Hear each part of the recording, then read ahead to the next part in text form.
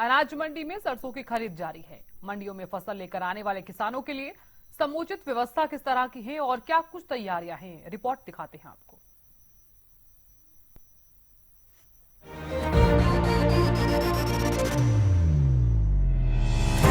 हरियाणा में रबी खरीद सीजन की शुरुआत हो चुकी है। सरसों की खरीद शुरू हो चुकी है और गेहूं की खरीद 1 अप्रैल से शुरू होगी।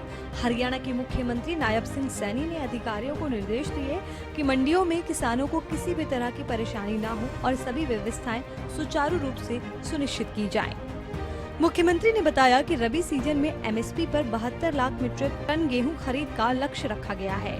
राज्य में गेहूं के लिए 416, सरसों के लिए 112, जौ के लिए 25, चना के लिए 11 और मसूर के लिए 7 मंडियां निर्धारित की गई हैं। राज्य सरकार की कोशिश है कि रबी खरीद सत्र 2026-27 के दौरान फसलें बेचने के लिए मंडियों में आने वाले किसानों को किसी भी तरह की असुविधा का सामना नहीं करना पड़े। इस बार खरीद व्यवस्था में काफी कुछ बदला है।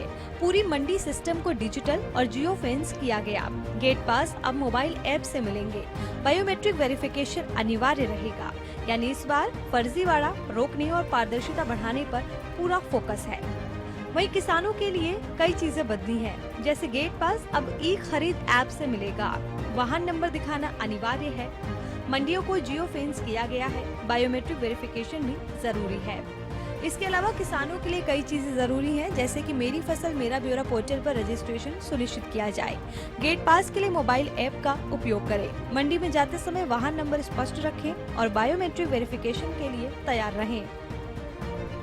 वहीं हरियाणा में पहली बार इतने बड़े स्तर पर डिजिटल जियो फेंसिंग और बायोमेट्रिक मॉडल लागू कर रहा है। इससे भविष्य में पूरे देश के लिए मॉडल बन सकता है। हरियाणा का ये नया डिजिटल खरीद सिस्टम किसानों के लिए बड़ा बदलाव साबित हो सकता है।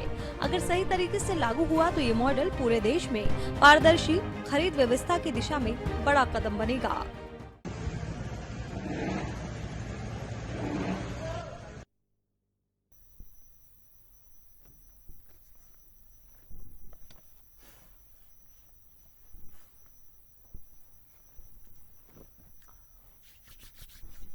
तो देखिए, मंडियों में जो है सरसों की फसल जो है वो लगातार पहुंच रही है और खरीद भी जारी है।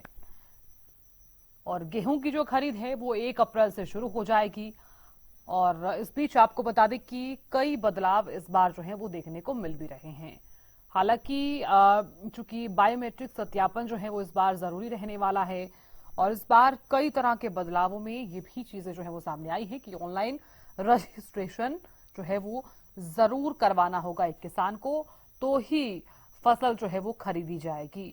हालांकि आड़तियों की तरफ से हो या फिर मंडी प्रशासन की तरफ से हो, तमाम तैयारियां जो हैं वो पूरी कर ली गई हैं। लेकिन इस बार किसानों के सामने एक समस्या ये है, क्योंकि हाल ही में हुई बरसात के चलते किसानों की फसल पर इसका जो असर है वो सीधे तौर पर देखा जा रहा है। समस्या ऐसे में ये भी हो जाती है, आड़तियों की तरफ से साफ तौर पर कह दिया गया है कि अगर फसल में नमी पाई जाती है, अगर फसल गीली होती है तो हम बिल्कुल भी नहीं खरीदेंगे। तो सबसे बड़ी समस्या है कि किसानों को सबसे पहले तो अपनी फसल सुखानी होगी धूप में और उसके बाद ही उनकी फसल खरीदी जाएगी।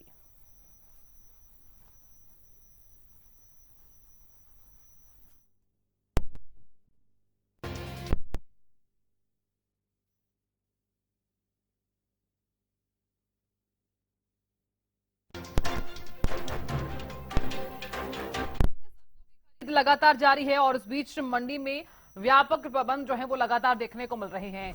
हालांकि किसानों के साथ जो वर्कर्स आ रहे हैं उनके लिए भी इस बार कई तरह की व्यवस्थाएं जो है वो की गई हैं, खाने से लेकर उठने बैठने से लेकर, क्योंकि जो वर्कर्स हैं वो रात के समय भी रुकते हैं। फसल का ध्यान जो है वो रखा जाता है। ऐसे में तमाम जो वो वर्कर्स हैं उनके लिए भी कुछ व्यवस्थाएं जो है वो की गई हैं। अटल कैंटीन का प्रबंध किया गया है ताकि खाने की किसी भी तरह की कोई समस्या ना आए। हालांकि सरकार भी पूरी कोशिश भी कर रही है कि चाहे वो किसान हो, चाहे वो तमाम लोग हैं, उन्हें भी किसी भी तरह की कोई दिक्कत परेशानी ना आए, क्योंकि सरसों की खरीद जारी है और गेहूं की बारी है और गेहूं की जो खरीद है वो 1 अप्रैल से शुरू होने वाली है।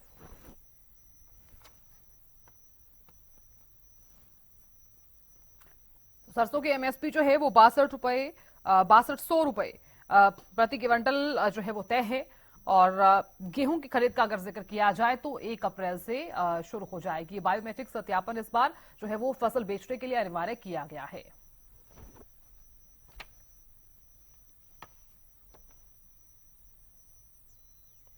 तो जानकारी ले लेते हैं कि क्या कुछ व्यवस्थाएं और फिलहाल क्या कुछ स्थिति नजर आ रही है। चरखी दादरी की मंडी से हमारे साथ सुरेंद्र जुड़ गए हैं। सुरेंद्र, फिलहाल किस तरह की तस्वीरें आप देख पा रहे हैं, क्योंकि सरसों की खरीद जारी है और गेहूं की जो खरीद है वो 1 अप्रैल से शुरू होने वाली है। मैं बताना चाहूँगा कि साधना 28 मार्च से सरकारी सरसों की खरीद शुरू हुई थी, लेकिन आज भीड़ थोड़ी कम है। मैं दिखाना चाहूँगा कि जो गेट पास छात्र करते हैं, जो सख्त है, वहाँ पर लाइनें लगी हुई हैं और पद्धति की यहाँ शुरुआत हुई है। जो बायोमेट्रिक होगी, चालक के साथ फोटो खींचेगी, चल का नंबर प्लेट देखी जाएगी, उसके बाद वेरिफिकेशन होगा, तब जाके गेट पास कटेगा और सब्जी खरीद हो पाएगी। ये व्यवस्था मार्केट कमेटी और प्रशासन द्वारा की है, जो सरकार से भी हिदायतें इसको दी गई थी। वहीं अगर मौसम की बात करूं तो कहीं ना कहीं देश में बादल छाए हुए हैं और मौसम अलर्ट भी है कि आज या कल बारिश हो सकती है, तेज और ओलावृष्टि भी हो सकती है। उसको लेकर भी यहाँ मार्केट कमेटी द्वारा दावे किए जा रहे हैं विजय कुमार द्वारा कि जो बारिश होगी उसके लिए पुख्ता इंतजाम अनाज मंडियों में कर दिए गए हैं। आड़तियों को तिरपाल दे दिए गए हैं। वहीं चरखी दादरी के अनाज मंडी में 5 बड़े शेड हैं जहाँ फसलों को रखा जा सकता है और बारिश से बचाया भी जा सकता है। वहीं अगर मैं बात करूँ यहाँ के किसानों की, तो किसान कहीं ना कहीं प्राइवेट तौर पर ज़्यादा अपनी फसल को बेचने के लिए जा रहे हैं, क्योंकि जो सरकारी खरीद का रेट है उससे कहीं ज़्यादा प्राइवेट यहाँ पर आड़ती खरीद रहे हैं, जिसको लेकर किसान को कहीं ना कहीं फायदा नजर आ रहा है। वही वो जाके अपनी फसल को बेच रहे हैं। जी सर, बिल्कुल सुरेंद्र, देखिए क्योंकि इस बार किसानों के सामने खुशखबरी तो किसानों के लिए है ही, लेकिन कई तरह की समस्याएं भी उनके सामने खड़ी हैं। समस्या ये भी है कि मौसम जो है वो लगातार खराब है, बरसात हो रही है। हरियाणा के कई ऐसे जिले हैं जहां पर बरसात के साथ साथ ओलावृष्टि भी हुई है। तो क्या माना जाए, उनकी फसलों पर सीधे तौर पर कितना असर देखने को मिलने वाला है और उत्पादन और गुणवत्ता पर कितना असर? बिल्कुल बताना चाहूँगा साधना के 1 अप्रैल से गेहूँ की खरीद शुरू होनी है और कटाई की टाइम यहाँ चल रहा है और किसान अपने खेतों में लगे हुए हैं। वहीं अगर मौसम विभाग के अनुसार अगर बारिश होती है या फिर ओलावृष्टि होता है, कहीं ना कहीं सीधा नुकसान किसान को होने वाला है, क्योंकि फसल कटाई पर है। अगर अब ओलावृष्टि या बारिश होती है उससे कहीं ना कहीं नुकसान सबसे ज़्यादा किसान को गेहूँ की फसल में होने वाला है, क्योंकि जो कटाई का कुछ टाइम था सरसों का वो भी साथ साथ चल रहा है, लगभग कट चुकी है और किसान लेकर पहुँच भी रहे। शुरुआत होगी गेहूँ की फसल की, उसमें कहीं ना कहीं किसान को खामियाजा भुगतना पड़ सकता है, क्योंकि बारिश का अलर्ट बता दिया गया है। अभी मैं दिखाना चाहूँगा कि आसमान में अभी छाए हुए हैं और कई किसान की चिंताएं यहाँ बढ़ी हुई भी हैं और किसानों का ये भी कहना है कि इस समय में अगर बारिश होती है तो फिर उनको बहुत ज्यादा नुकसान होने वाला है, क्योंकि किसान ने कहीं ना कहीं ये कहता नजर आया कि कभी तो फसल के वाजिब दाम नहीं मिलते, कभी कुदरत के कहर से उन्हें नुकसान हो जाता है, जिससे वो अपने घर का खर्च कैसे चला पाएगा इस महंगाई के जमाने में। जी साधना। बिल्कुल सुरेंद्र, देखिए क्योंकि इस बार हालांकि अगर जिक्र किया जाए तो सरसों की खरीद को लेकर तमाम जो व्यापक प्रबंध है वो लगातार किए भी गए हैं, चाहे वो मंडी प्रशासन की तरफ से हो और चाहे वो आढ़तियों की तरफ से हो। तमाम तरह की व्यवस्थाएं लगातार की गई हैं, लेकिन किसानों के लिए जब वो अपनी फसल लेकर मंडियों में पहुंच रहे हैं तो किन किन बातों का इस बीच ख्याल रखना होगा और पिछले साल के मुताबिक इस बार क्या कुछ बदलाव आप देख पा रहे हैं? बताना चाहूंगा साधना के कहीं ना कहीं किसान को ये ख्याल रखना पड़ेगा कि अपना रजिस्ट्रेशन करवाना होगा, अपने व्हीकल की नेम प्लेट होनी चाहिए जिस पर व्हीकल के ओरिजिनल हो, उसके साथ उसका फोटो खींचेगा, उसके नाम व्हीकल का रजिस्ट्रेशन होना चाहिए, तब जाके वेरिफिकेशन के बाद बायोमेट्रिक होगी और फिर फसल जो सरसों है उसका गेट पास यहाँ काटा जाएगा। कहीं ना कहीं चुनौती तो किसान के लिए है, लेकिन जो किसान पढ़े लिखे हैं या फिर वो पहले से ही जानते हैं इस पद्धति को, तो फिर वो उनको कोई परेशानी वाली यहाँ होने वाली नहीं है। वही अगर कहीं ना कहीं अगर बात की जाए किसानों के बारे में, तो किसानों का यही कहना है कि ये पद्धति से तो वो निपट सकते हैं, लेकिन अगर मौसम का कहर बनता है तो फिर वो ज्यादा परेशानी होने वाली है। जी साधु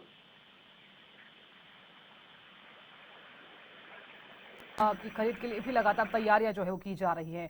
हालांकि किसान भी लगातार जो है वो तत्पर नजर आ रहे हैं, लेकिन जरूरी ये भी हो जाता है कि अगर बरसात हुई है तो सीधे तौर पर गेहूं की फसल पर इसका असर जरूर देखा जाएगा। आड़ती की तरफ से ये जरूर कह दिया गया है कि किसी भी तरह की कोई भी दिक्कत नहीं होनी चाहिए, यानी कि फसल में अगर नमी पाई जाती है तो फसल नहीं खरीदी जाएगी। तो ऐसे में मंडियों में क्या कुछ प्रबंध किए गए हैं? अगर तमाम किसान मंडियों में फसल लेकर आ रहे हैं तो क्या कुछ व्यवस्था वहां पर देखने को मिल रही है? शेड से लेकर तिरपाल से लेकर क्या कुछ व्यवस्थाएं?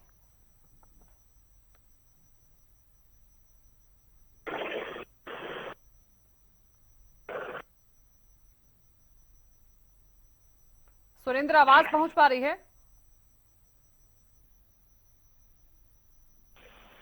व्यवस्थाओं को लेकर साधना मैं बताना चाहूंगा कि यहाँ मार्केट कमेटी के जो अधिकारी हैं विजय कुमार, उन्होंने कहा था कि यहाँ सफाई व्यवस्था करवा दी गई है।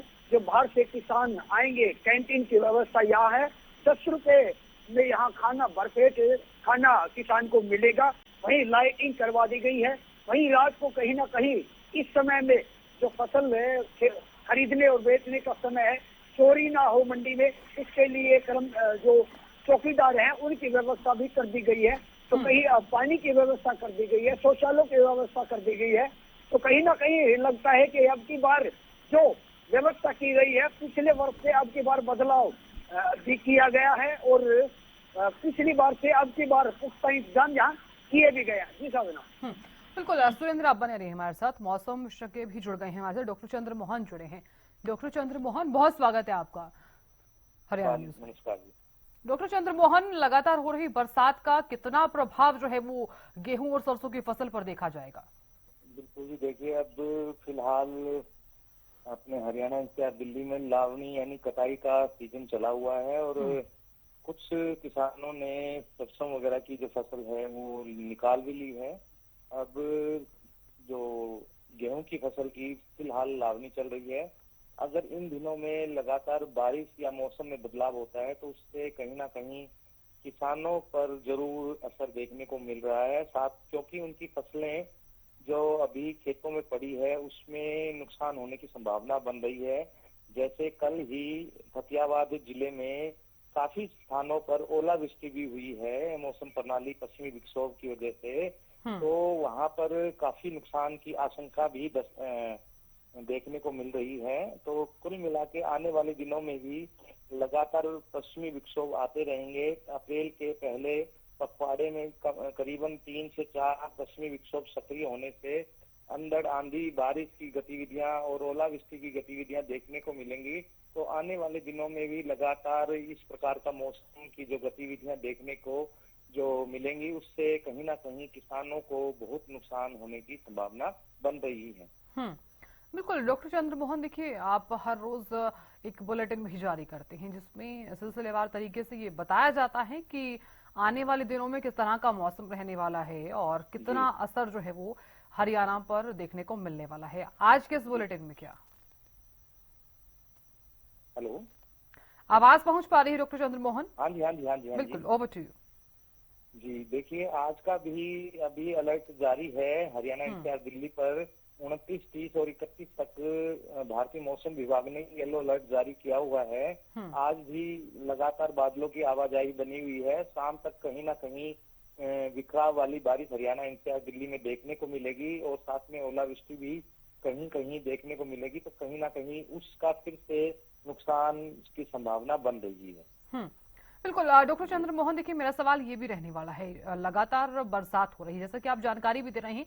29, 30 और 31 यानी कि 3 दिन अलर्ट जो है वो पहले से ही जारी कर दिया गया था। हरियाणा के कई ऐसे जिले हैं उनमें फतेहाबाद, रतिया है, चाहे वो हिसार है, वहां पर बरसात जो है रुकने का नाम भी नहीं ले रही है। कभी आंधी है, कभी तूफान है, तो कभी ओलावृष्टि भी नजर आ रही है। जी, तो जी, क्या जी। माना जाए, ओलावृष्टि जो है वो इसी तरह से जारी रहेगी या फिर सिर्फ बरसात थी? बिल्कुल, क्योंकि इन दिनों में जो पश्चिमी विक्षोभ सक्रिय हो रहे हैं उनसे गरज चमक के बादलों का निर्माण हो रहा है और उन बादलों की वजह से लगातार बारिश और ओलावृष्टि की गतिविधियां देखने को मिल रही हैं। तो आने वाले दिनों में भी इसी प्रकार की मौसम गतिविधियां रहने वाली हैं।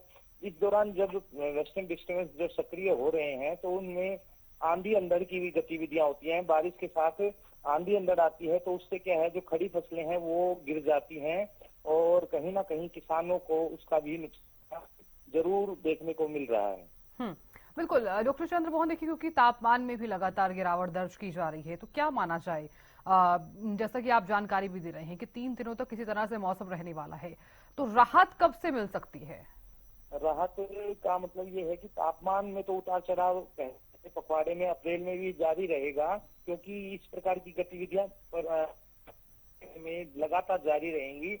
परंतु दूसरे पखवाड़े में तापमान में फिर से बढ़ोतरी होगी और वो भी मतलब कहीं ना कहीं आम जन को, कृषि को कहीं ना कहीं नुकसान जरूर पहुंचाता है। कि एकदम जैसे पिछले दिनों में फरवरी के दूसरे पखवाड़े में और मार्च के जो पहले पखवाड़े में जो तापमान में वृद्धि हुई थी, तो उससे भी खेती की जो भी कृषि फसलें थी उनमें नुकसान हुआ था।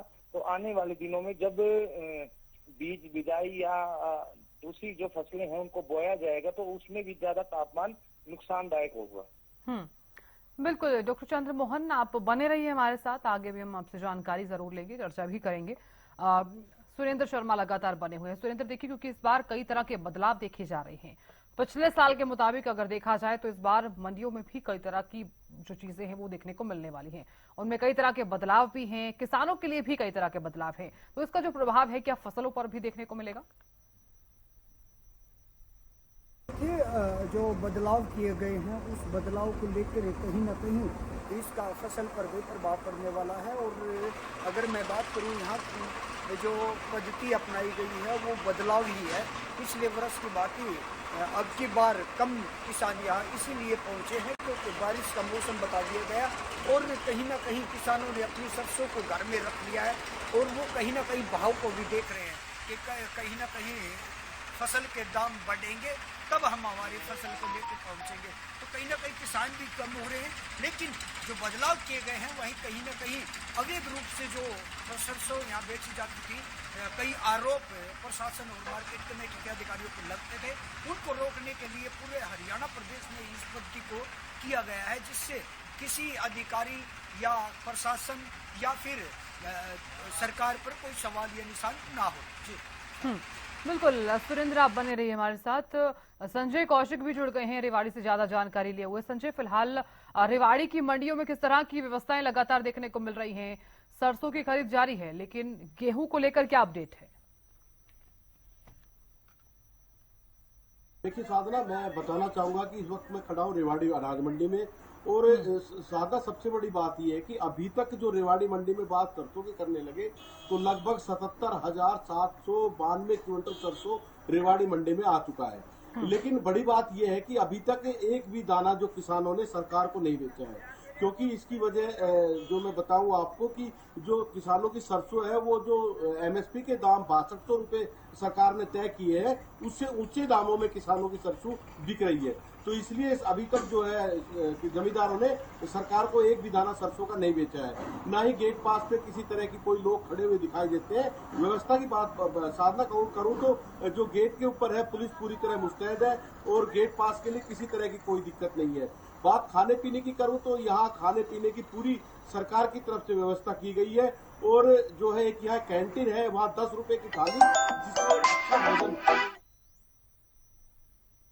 काम करने वाले मजदूर है उनके लिए लगातार मिल रहा है।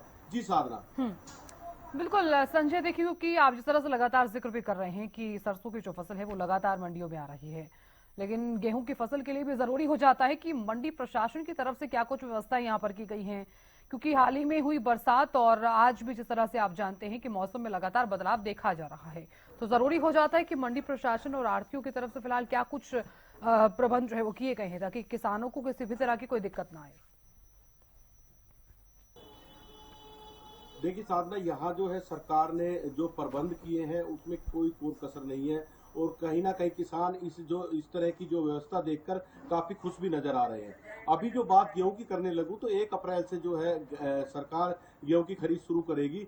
लेकिन साधना, यहाँ बारिश भी हुई थी, मैं बात रेवाड़ी जिले की करने लगूं, लेकिन उसके बावजूद भी जो सरसों आ रही है, सरसों में कहीं भी कोई नुकसान दिखाई नहीं दे रहा है, और ये एक अच्छी खुशी की बात है किसानों के लिए भी और पूरे देश के लिए भी। दूसरी बात करूं मैं गेहूं, तो अभी गेहूं जो मंडी में आया नहीं है, लेकिन गेहूं जब मंडी में आता है तो वो क्या स्थिति रहती है, क्योंकि कहीं ना कहीं बारिश से नुकसान तो जरूर हुआ होगा, लेकिन सरसों में नुकसान ना होकर गेहूं में नुकसान हुआ है। तो अब जब गेहूं मंडी में पहुंचेगा उसके बाद ही पता चल पाएगा कि जो गेहूं की स्थिति वो क्या है। लेकिन प्रबंध जो सरकार ने बहुत बेहतर किए हुए हैं, पानी की व्यवस्था की बात कर ले, बिजली की व्यवस्था कर ले या खाने की व्यवस्था कर ले, और दूसरा साफ सफाई का भी यहाँ विशेष ध्यान रखा गया है। तो प्रशासन और सरकार, क्योंकि नायब सिंह सैनी के साफ आदेश है कि किसानों को किसी तरह की परेशानी ना होने पाए, इसके लिए अगर कुछ दिक्कत किसानों को आती है तो सीधे सीधे प्रशासन जिम्मेवार होगा। जी साधना। डॉक्टर चंद्रमोहन सुन पा रहे हैं? हेलो जी डॉक्टर चंद्रमोहन, आवाज पहुंच पा रही है? चलिए, उनका फोन डिस्कनेक्ट हो गया है, उनसे संपर्क टूट गया है। सुरेंद्र शर्मा भी लगातार बने हुए। सुरेंद्र शर्मा, सुन पा रहे हैं? आवाज पहुंच पा रही है?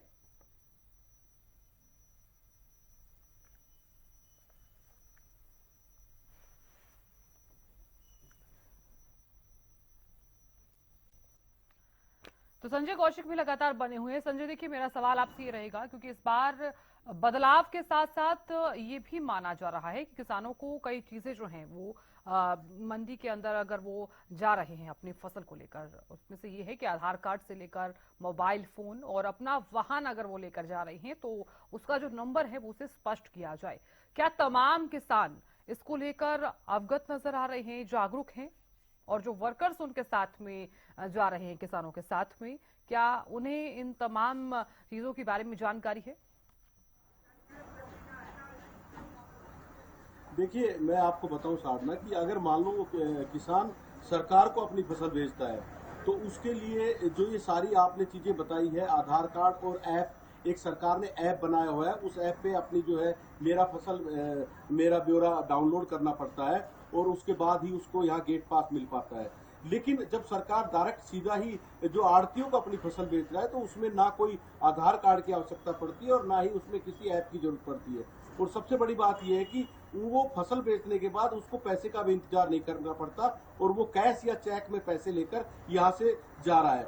अब आप देखिए कि दक्षिण हरियाणा की जो मेन फसल है सरसों की, जिसको हम पीला सोना भी कहते हैं, तो कहीं ना कहीं इतनी बम्पर पैदावार कि अभी जो सरसों की खरीद लगातार चलेगी। लेकिन अभी तक जिस तरह से रेवाड़ी मंडी में लगभग 77,000 क्विंटल सरसों का आना, ये इस बात को जाहिर करता है कि पैदावार बहुत अच्छी हुई है। और मैं आपको पीछे की तस्वीर भी दिखाऊंगा। ये देखिए आप किस तरह से जो है पूरे गोदाम जो है पूरी बोरियों से अटे पड़े हैं और जो खुली सरसों है उसकी लगातार जो खरीदारी आड़ती करते हुए नजर आएंगे। तो कहीं ना कहीं इस बार ये किसानों के लिए खुशी की बात है। और दूसरा उसमें सबसे बड़ी बात ये हो जाती है कि सरकार के जो इंतजाम है और सरकार और प्रशासन ने मिलकर जो इंतजाम किए हैं किसानों के लिए, उससे सरकार भी काफी खुश नजर आ रहे हैं। तो दोनों चीजें अगर देखते हैं तो किसानों के हित में है। और अगर किसानों के हित में है, किसान को अपनी पैदावार का अच्छा पैसा मिलता है और पैदावार अच्छी होती है, तो ये कहीं ना कहीं देश के हित में भी है। जी साधना। बिल्कुल, बहुत शुक्रिया संजय जानकारी देने के लिए और नजर बनाए रखने के लिए। और फिलहाल यहाँ रुकना, एक छोटे से ब्रेक के लिए बने रहिए।